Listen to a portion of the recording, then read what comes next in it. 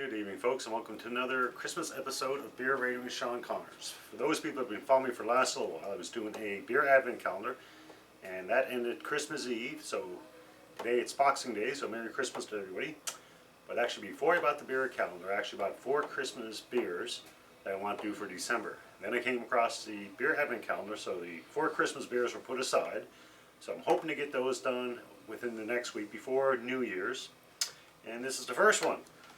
So, as you can see, the beer I have is Festive Pudding Ale, something I never thought would be in a beer, but so be it. And it's the name of the brewery is Green King out of the UK. I actually did a review on one of those beers before. They're actually the brewery behind I think the Old Speckled Hen and the Old Crafty Hen, so I believe I did one of those earlier reviews. It's considered a strong beer, 6.6% alcohol. And obviously, Festive Pudding Ale, it's an ale, not a lager. And on the neck of the bottle here, they actually give some information. They said the sight, it's a dark ebony color. The aroma, fruitcake and caramel. And the taste, rich dried fruit and caramel. To be totally honest, I have no idea if I'm going to like this. I'm not a big Christmas pudding person, so we'll see what happens. And they just have the IBUs 32.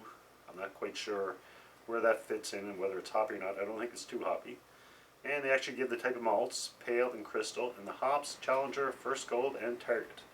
Now, sure, for cicerones, a beer expert, that actually means something, but not so much for me. As I said before, I'm not a beer expert. I'm just an average Joe who likes a beer every now and then. On the back of the bottle, it says, a beer like no other, pure Christmas pudding in a glass. We blend our rare oak aged brew with pale and crystal malt, and Challenger, First Gold, and Target hops to create a rich, warm, and satisfying ale, masses of toffee, caramel, and fruit pudding character. Enjoy with meat and game dishes and rich festive desserts. So there you go. So let's see what we got. I'm going to use my sniffer glass where it's a strong ale. Basically give it a quick cold water rinse as per usual. And that's just, to cool down your glass a little bit, get any dust that might be there out of there. Just basically a clean glass. You always want to have your glass as clean as possible when you're pouring a beer. Alright, so let's see what we got here. Well, as they said, the color is dark ebony. So no surprise there. Not a lot of head.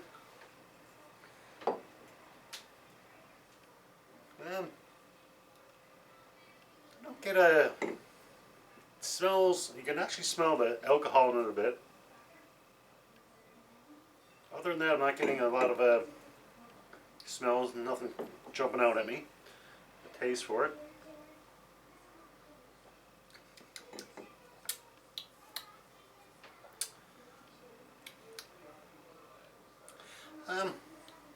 There's nothing really there that jumps out at me. For a dark, strong beer, I was expecting a little bit more.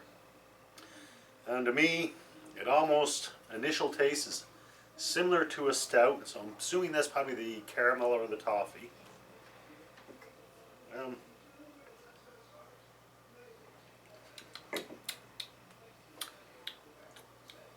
It's actually not too bad. It's in all honesty, it's better than I expected. I actually was expecting something more in the line of Christmas pudding, which not necessarily something I was looking forward to. But it's not bad. A little bit of information about the brewery. As I said, I mentioned it. I'm pretty sure, well, I know I did a review on before, but it's Green King Brewery. They've been around since 1799, so 220 years, give or take a year or two. They're based in England. However, they're a leading pub, retailer, and brewer in the UK. And I think they have, Jesus, I can't remember the number, but I think it's over 2,000 establishments in England, Wales, and Scotland serving and making brews.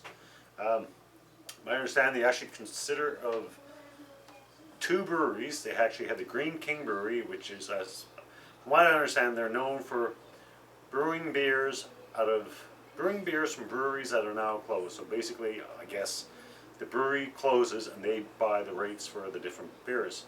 And I'm not 100% sure, but I think that might be the case with the Old Speckled Hen, but I'm not 100% sure. And also, the other brewery they hold is, I think it's Belhaven. And that's out of Scotland, and I guess they do a lot of local brews up there. Alright, so I got to give it a rating. once again, my ratings are out of 5. A 1 being a drain pour, a 2 being not a big fan, but I'll drink it, a 3 being a good beer, a 4 being a very good beer, and a 5 being the best beer ever. Now, if you've been following me at all, I'm more of a lighter lager guy than anything else. I like a lot of Pilsners, Hells, that type of thing. Dark beers, not so much. I don't mind them, but they're not my go-to beer. Although this is a dark beer, it's, as I said, the initial taste was kind of stouty to me. But that being said, I do like a stout every now and then. It's not necessarily my go-to beer, but occasionally I do. And this, to me, I said it before on another beer, it's almost like a really light version of a stout. It doesn't have the mouthfeel of a stout, like the creamy mouthfeel, but the initial taste a little bit. But it doesn't linger, it doesn't maintain the stout flavor throughout. To give it a rating,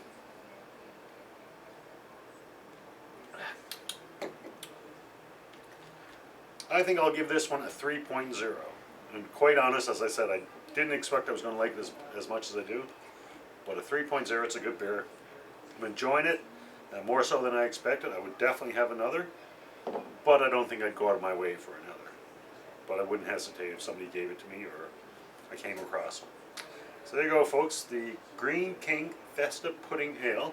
I think I'm going to stick with my 3.0. So there you go, folks. Hopefully you can join me next couple of days and we'll try another Christmas beer. I have 3 more to go. And that's about it. So until next beer, as always, enjoy responsibly. Cheers.